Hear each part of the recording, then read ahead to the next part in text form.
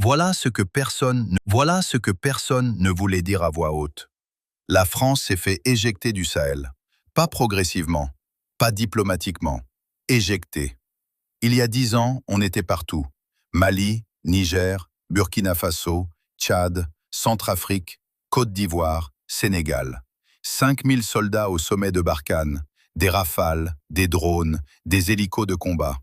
On se comportait comme si l'Afrique de l'Ouest était littéralement notre jardin privé, notre arrière-cour, notre territoire naturel. Et aujourd'hui, mai 2026, 0 soldats français au Mali, 0 au Niger, 0 au Burkina. Le Sénégal et le Tchad ont officiellement annoncé la rupture de leurs accords militaires avec Paris. Officiellement, noir sur blanc. 20 ans de présence militaire, effacés en 3 ans. Ce n'est pas un retrait, c'est un effondrement stratégique. Et ce qui se passe derrière ce réalignement géopolitique profond, ces dirigeants africains qui revendiquent leur souveraineté, qui diversifient leurs partenaires. Ça, c'est la vraie histoire que les médias mainstream n'ont pas envie de raconter. Depuis 2022, soyons honnêtes, la région s'est effondrée sécuritairement.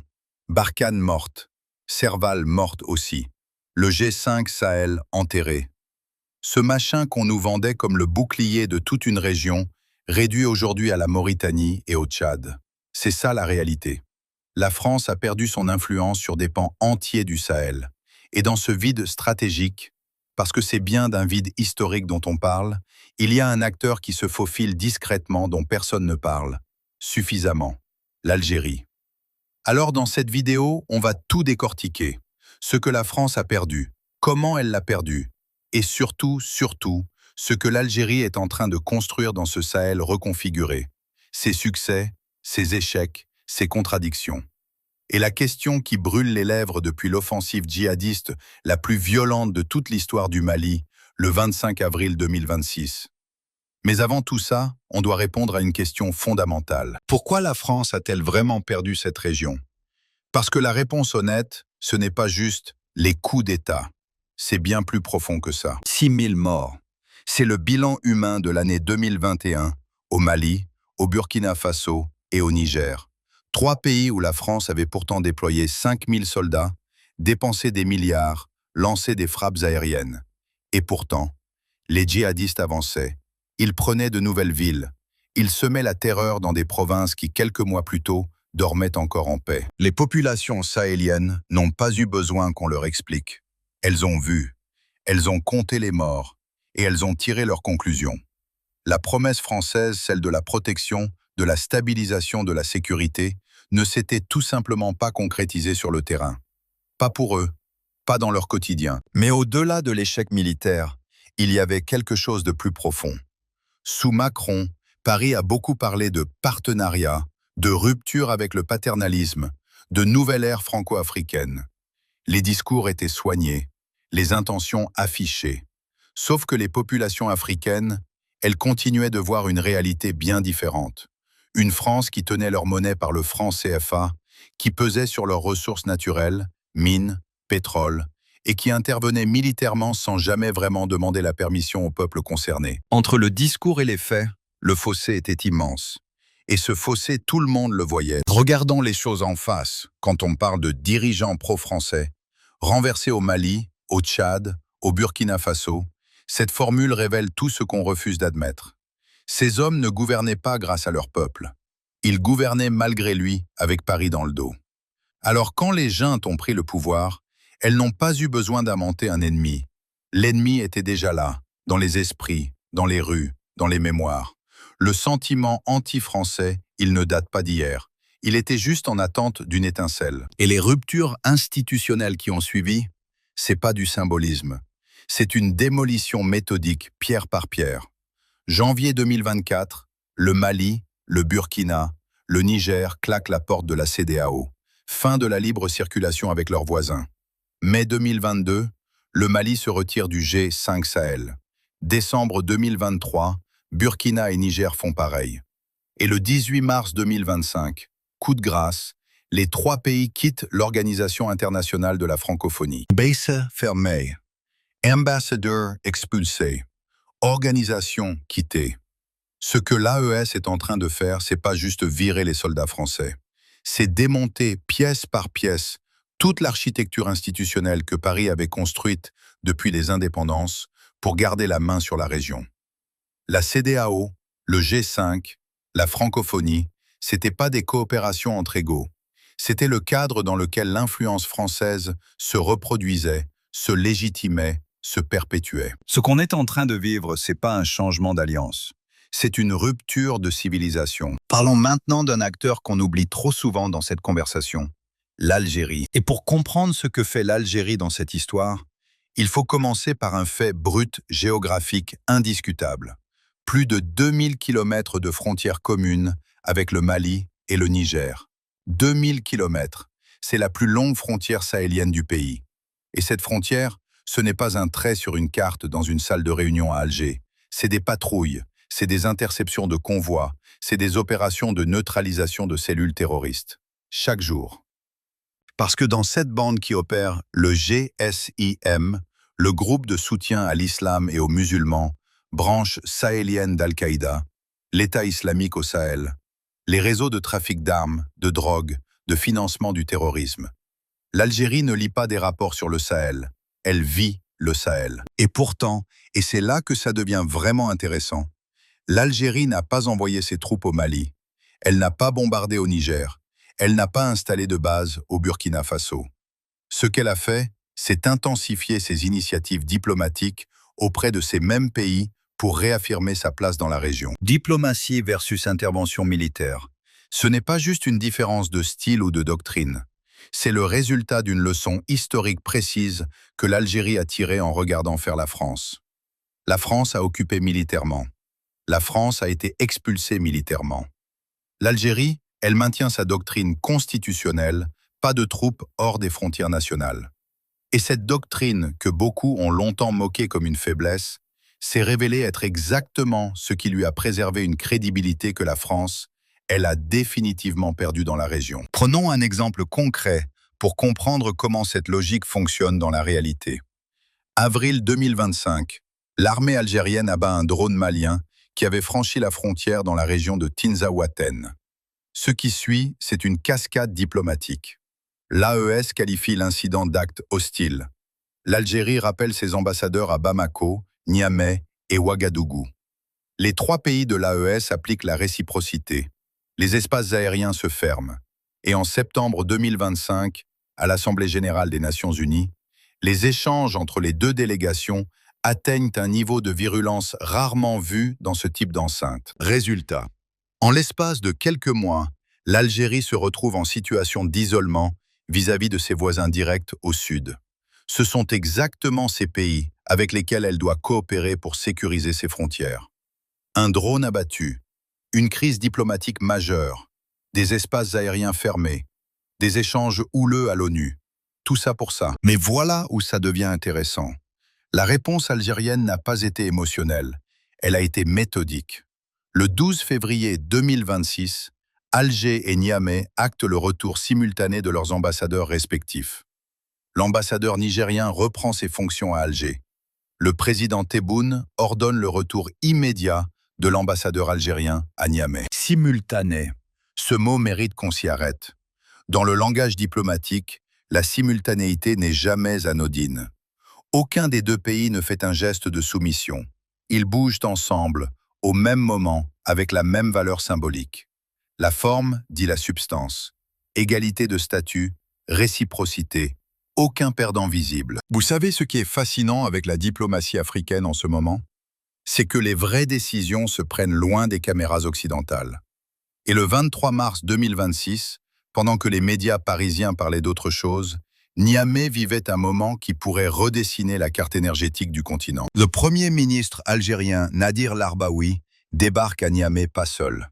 Une délégation d'une dizaine de ministres et d'hommes d'affaires pour coprésider la commission mixte de coopération Niger-Algérie.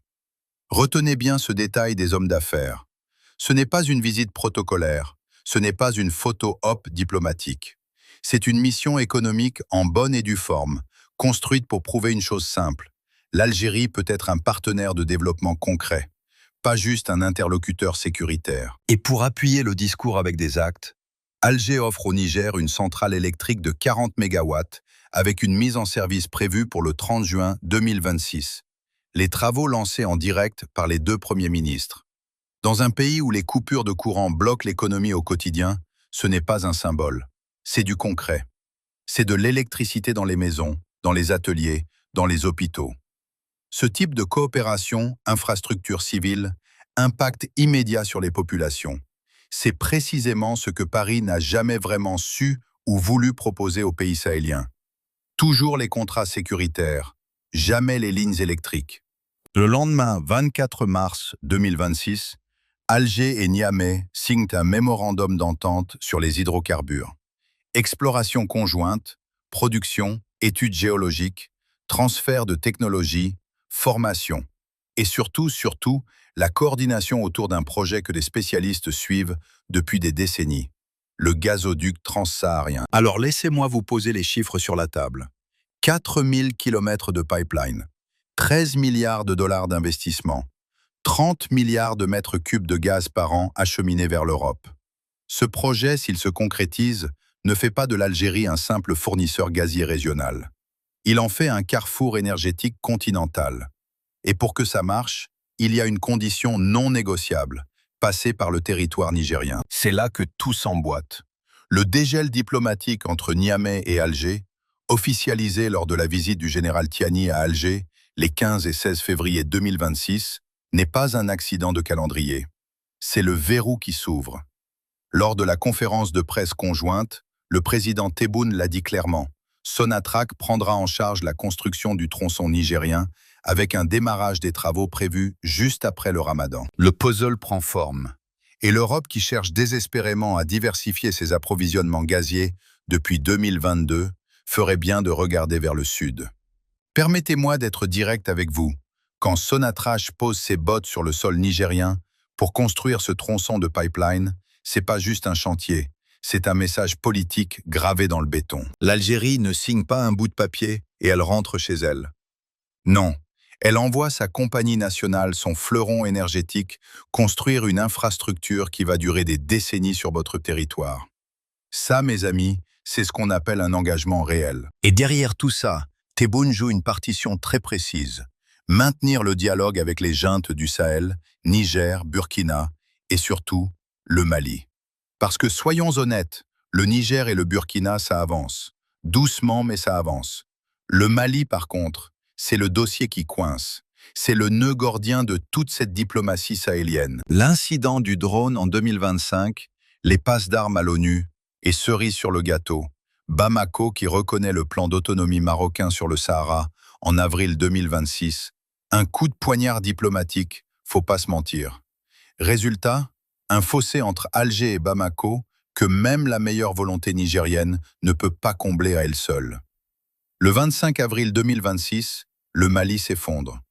Pas progressivement, pas symboliquement, physiquement, militairement, structurellement. 6 villes frappées en même temps. Bamako, Kati, Kidal, Gao, Sévaré, Mopti. Le GSIM et le Front de libération de l'Azawad ont mené une attaque d'une coordination qu'on n'avait jamais vue dans ce conflit. Jamais. Le ministre de la Défense, Sadio Camara, mort. Goïta introuvable pendant 3 jours entiers. 3 jours. Vous réalisez ce que ça signifie? Le chef d'une junte militaire dans son propre pays est invisible pendant 72 heures après une attaque massive. Ce n'est pas une défaillance tactique, c'est l'effondrement total du renseignement humain, celui-là même que la junte avait elle-même sabordé en expulsant tout le monde, la France, la MINUSMA, les ONG internationales et dans une large mesure l'Algérie. Ils ont chassé leurs yeux et maintenant, ils sont aveugles. Et on parle d'un contexte où le retrait de l'AES de la CEDEAO, acté en janvier 2024, avait déjà fracturé ce qui restait de coopération sécuritaire régionale, une coopération qui était, soyons honnêtes, déjà largement insuffisante. C'est l'offensive djihadiste la plus coordonnée, la plus dévastatrice de toute l'histoire du conflit malien. Et elle était, d'une certaine façon, annoncée. Le 25 avril 2026, L'offensive n'était pas une surprise. Les analystes de la revue Conflit l'avaient écrit avec une brutalité nécessaire. Les signaux d'alerte étaient là. La coordination entre le GSIM et le FLA circulait dans les milieux du renseignement. Mais voilà le problème. Une junte qui a méthodiquement coupé ses canaux d'information extérieure se retrouve aveugle. Renseignement humain appauvri, aveuglement stratégique. Et l'effet de surprise devient non seulement possible, il devient inévitable. Parce que le GSIM, lui, ne connaît pas de frontières. Il se joue des lignes tracées sur les cartes. La réponse étatique, elle reste nationale par réflexe, par instinct, par incapacité structurelle à penser autrement. Et c'est là que le silence de l'AES devient assourdissant. Face à la plus grande offensive jamais conduite contre l'un de ses membres, la Confédération n'a produit aucune réaction collective. Aucune. Le Niger et le Burkina Faso, eux-mêmes sous pression sécuritaire, n'ont pas envoyé un seul soldat au Mali. Ce silence en dit autant sur la cohésion réelle de l'Alliance que sur la gravité de ce qui vient de se passer. Bamako vient de poser un geste que personne n'attendait. Et franchement, c'est le genre de décision qui mérite qu'on s'y arrête 2 secondes. Le 2 mai 2026, en plein chaos, en pleine crise, au lendemain de l'attaque la plus meurtrière de son histoire récente, avec plus d'une vingtaine de soldats maliens tués, selon les premières estimations, malgré les frappes de riposte de l'Africa Corps russe, la junte choisit quoi? De claquer la porte, de se retirer du CEMOC, ce comité d'état-major opérationnel conjoint basé à Tamanrasset. Cette structure de coopération antiterroriste algéro-malienne qui tenait depuis 2010. 16 ans de coopération institutionnelle. Terminé. Et ce qui rend ce moment véritablement fascinant, analytiquement parlant, c'est la logique interne de ce choix. Parce que dans les moments de crise maximale, les États cherchent normalement à consolider leurs alliances, à tendre la main, à demander de l'aide. Bamako fait l'inverse. Elle rompt le dernier lien formel qui la reliait à Alger. Pas un rapprochement, un éloignement délibéré. Maintenant, et c'est là où ça devient vraiment intéressant, l'ISS Africa soulève un point qu'il faut lire attentivement pendant que cette crise diplomatique avec Bamako s'enlise. L'Algérie, elle est en train de dégeler ses relations avec Niamey et Ouagadougou. Et ce n'est pas un hasard, c'est de l'équilibre. Un équilibre calculé, précis, voulu. Soyons honnêtes, l'Algérie ne peut pas être partout à la fois. Le Niger, réconciliation actée. Le Burkina Faso, le dialogue avance. Mais le Mali, c'est une autre histoire, une impasse totale. Et c'est précisément le pays qui partage la frontière la plus longue avec l'Algérie, celui qui représente la menace sécuritaire la plus immédiate, la plus concrète, la plus urgente. Alors, qu'est-ce que cette séquence nous dit vraiment sur la stratégie algérienne au Sahel? Elle nous dit 2 choses à la fois, ses forces et ses limites. Les forces d'abord. L'Algérie possède une légitimité historique de médiateur, quelque chose que la France, malgré toutes ces années de présence militaire, n'a jamais réussi à construire. Elle dispose de relations économiques tangibles qui créent une vraie interdépendance. Et elle a prouvé qu'elle était capable de reconstruire des ponts, même après des crises diplomatiques sévères. Mais les limites sont là aussi, et elles sont réelles. Cette influence algérienne repose au fond sur la bonne volonté des juntes au pouvoir. Elle peut disparaître du jour au lendemain sur simple décision politique. La preuve, le retrait du Mali du CEMOC, net, brutal, sans préavis. Et la France dans tout ça, elle a perdu le Sahel, militairement, symboliquement, totalement. Ce n'est pas une surprise, cette perte était prévisible, documentée, annoncée depuis des années par des chercheurs que personne à Paris n'a daigné écouter. L'Algérie, elle essaie maintenant de combler une partie de ce vide. Pas avec des soldats, pas avec des bases militaires, mais avec des gazoducs, des mémorandums, des centrales électriques et des retrouvailles d'ambassadeurs. Soyons honnêtes, est-ce que ça suffit pour éteindre l'incendie sahélien? Non, clairement non. Une seule puissance ne peut pas faire ça.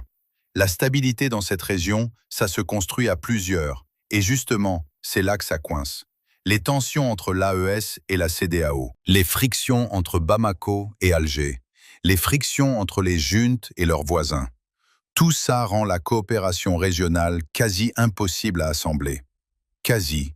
Pas totalement. Parce que ce que l'Algérie est en train de prouver sur le terrain, c'est l'existence d'un troisième chemin. Ni la domination à l'ancienne, à la française, ni les boots russes qui débarquent avec Wagner. Quelque chose de différent. Un engagement fondé sur la réciprocité réelle, les intérêts mutuels vérifiables et le respect de la souveraineté, même quand l'État en face est dirigé par des militaires avec qui vous n'êtes pas d'accord sur tout. Ce n'est pas de la naïveté, c'est de la pragmatique diplomatique. Et maintenant la vraie question, celle qui divise, celle qui mérite débat. L'Algérie peut-elle réellement occuper la place que la France a laissée vide au Sahel? Ou bien les fractures entre Alger et Bamako sont-elles trop béantes pour que ce projet tienne la route? Dites-moi ce que vous en pensez en commentaire. Et si cette analyse vous a ouvert les yeux sur quelque chose, partagez-la. Ce genre de contenu mérite de